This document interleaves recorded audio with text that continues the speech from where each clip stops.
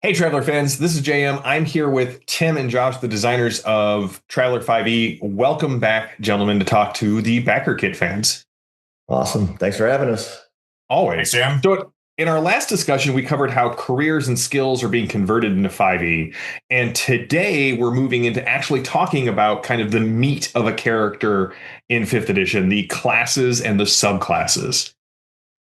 Yeah, that's right. Just like in all previous versions of Traveler, the career background is rolled up, and then the character leaves the service and begins adventuring. And it'll be exactly the same in Traveler 5e. So you have your career, but then you get out of that career and you go off and have your adventures. And that's right after your career is when you would pick up your class. We've got subclasses for all of the non-magical classes from standard 5th edition, the fighter, the rogue, the barbarian. We also have the ranger. We've edited it a bit. It's no longer a half caster, and we've beefed up the loss there and given it some subclasses. So you guys have said that the careers are part of your character's background, but do the 4-year terms spent in a career translate into any of the character's starting experience? No, there's no. So regardless of how many careers you take, unless the referee has decided this campaign is starting at a higher level, you can take, 4 or 5 terms. You're still starting at level 1. But it gives you access to kind of the more terms you take, the more likely it is that you can get some access to rarer tool or weapon proficiencies, or it gives you more access to a wider range of skill proficiencies that you could start the game with. It doesn't give you more skill proficiencies. So you're not going to start the game with 12 skill proficiencies if you take a bunch of terms, but you get access to a greater variety of them. Okay, so there's all of the stuff we talked about last time, like enlistment roles, promotion roles, survival roles. Those don't apply here. You just get to pick your class, roll your hit points, and get started. Okay, so what about multi-classing? Because that could provide some intriguing options for player characters and players. Yeah, of course. Just like any other 5e game, characters can multi-class. Okay. Now, what about subclasses? What's the Traveler 5e subclass philosophy? Those are all the timing of subclasses is just like standard 5th edition. Most of them get it at 3rd. I think for all of the classes that we currently have right. Traveler subclasses for, all of those get theirs at 3rd. Okay, so how many subclasses are you looking at having here in Traveler 5e? There'll be 12 subclasses in all. That's 3 for each of the available classes. By example, the xenobiologist is a subclass for rangers. The grifter is a subclass for rogues, and other examples like that. All right. Well, you brought up the xenobiologist, so let's talk about this. What do I get if I decide that my ranger is going to be a xenobiologist?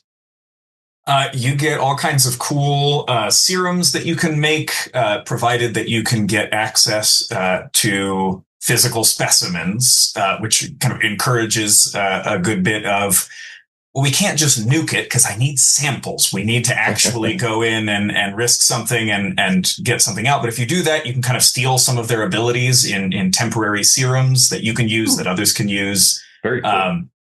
And then you can also, if you've studied a creature enough, you can kind of almost glitch its instincts. You know how to mirror behavior and movement well enough that it gets really confused, and you can escape or accomplish what you're looking at. So we've also talked about the grifter. What kind of cool things can a grifter do? Well, the grifter is a subclass of rogue in Traveler 5e. One ability is their social chameleon ability that helps the grifter slip more seamlessly into any kind of a social situation. There's also the wait, who was that? That's a tentative title for a power that lets them get into a gathering and beguile those people into becoming more infatuated with him or even frightened of him. So it's all these different social things that the grifter can do. Very cool. Now, you guys mentioned that you were converting kind of the non-magical classes, except for the ranger. You kind of pulled out the magic from that class and beefed it up. What about the magical classes that exist in 5th edition? Yeah, it's a good question. I mean, Traveler does not have magic. Science fiction does not generally incorporate magic, though high technology sometimes seems like magic, and so does psionics. And we have more coming on psionics later. We've got a class in design at the moment, but Right. we will include a kind of a short suggestion for if you're creating a setting and you really want to blend magic into it, you really want to keep those other core classes. Some game dials, some suggestions for how you can incorporate magic in a way that keeps kind of the sci-fi emphasis on technology, on planning, on ships, so that it's not just fantasy, right? Playing fantasy, but in space. Right. So some suggestions for how to do spell slots and things like that. But the overwhelming emphasis is on non-magical technology, etc. I mean, that makes a ton of sense because, again, as like Tim, you brought up, Traveler just hasn't had tradition of magic. It's a hard sci-fi setting and system and has been Really hard, right? for this whole time. So how do leveling, advancements, experience points work in Traveler 5e? All the options from 5th edition are open to the referee. It's entirely up to the referee's decision. I mean, you can do experience, you can tie it to milestones, you could tie your milestones to ship upgrades, you could tie them to social advancement. So all of those options are remain available. Awesome. Now, all right, let's go back. You mentioned psionics, and I'm a huge psionics fan. I love playing them. I love designing them for game systems. Tell me about this psion class. Well, Traveler has always had psionics. It was the first RPG to do so, I'm pretty sure. The powers of the mind also exist in Traveler 5e. Okay, so yeah, the psionic is a ton of fun. I think it should be interesting. I wanted to avoid spell slots. I didn't want it to be hey, we got rid of all the casters, but really the psionic is just, it's a reskinned wizard or something like that. So the psionic uses expressions, many of which are have the same effect as some 5th edition spells, the ones that kind of are geared very well towards manipulation, mind control, that sort of thing. But the way it works is you kind of prepare a certain number of expressions, which you can roll to activate. And you can activate them as many times as you want until you fail the roll, and then they burn out, and you have to recover those slots. And we have a system where if you succeed on the roll, it activates the expression. Great. If you roll way over the DC to use the expression, you can trigger surge effects, which are additional bonuses that you can kind of tag on to certain expressions. You go, well, when somebody fails a saving throw against my mind control, I want them to also take a bunch of psychic damage. So you can basically tack that surge effect onto your suggestion spell. And so or your suggestion expression, and whenever suggestion goes off and somebody fails a save, or when they succeed a save, right? You want it so that, well, I either want you under my control or I want you bleeding out of your nose and your ears. So I'm going to attach this surge to that expression. If you roll way, way over, you've got mastery effects that you can pair with those surge effects or use them independently. And so you can just kind of cluster your surge and masteries onto a few expressions that now become wild when you roll really well, or you can spread them out and evenly across all the expressions that you have prepared.